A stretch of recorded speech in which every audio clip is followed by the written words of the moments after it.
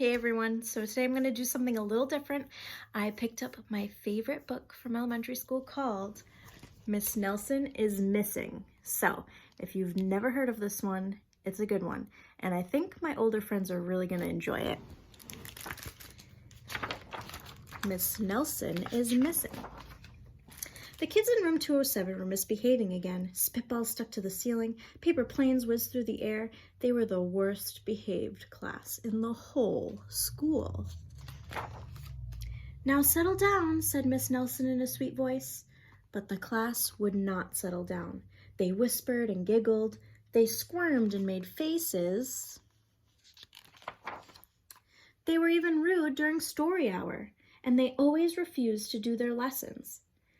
"Something will have to be done," said Miss Nelson. The next morning, Miss Nelson did not come to school. "Wow," the kids yelled. "Now we can really act up." They began to make more spitballs and paper planes. "Today, let's just be terrible," they said. "Not so fast," hissed an unpleasant voice.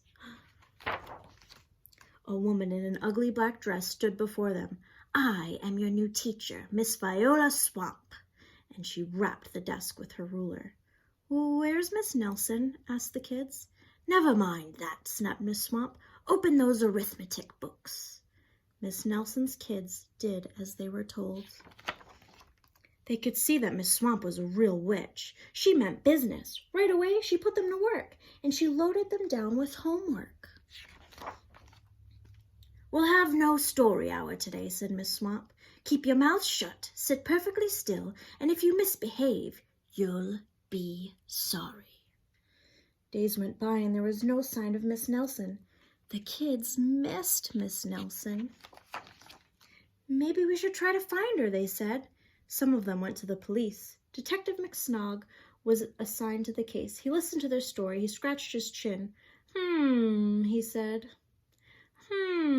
I think Miss Nelson is missing." Detective McSnog was not much help. Other kids went to Miss Nelson's house. The shades were tightly drawn and no one answered the door. In fact, the only person they did see was the wicked Miss Viola Swamp coming up the street. "If she sees us, she'll give us more homework." They got away just in time. Maybe something terrible happened to Miss Nelson. "Maybe she was gobbled up by a shark," said one of the kids, but that didn't seem likely. "Maybe Miss Nelson went to Mars," said another kid, but that didn't seem likely either. "I know," exclaimed a know-it-all. "Maybe Miss Nelson's car was carried off by a swarm of angry butterflies." But that was the least likely of all. The kids in room 207 became very discouraged. It seemed that Miss Nelson was never coming back, and they would be stuck with Miss Viola Swamp forever. They heard footsteps in the hall. "Here comes the witch," they whispered. "Hello, children," someone said in a sweet voice. It was Miss Nelson. "Did you miss me?" she asked. "We certainly did," cried all the kids. "Where were you?" "That's my little secret," said Miss Nelson. "How about a story hour?" "Oh, yes," cried the kids. Miss Nelson noticed that during story hour, no one was rude or silly. "What brought about this lovely change?" she asked. "That's our little secret," said the kids. Back home, Miss Nelson took off her coat and hung it in the closet, right next to an ugly black dress.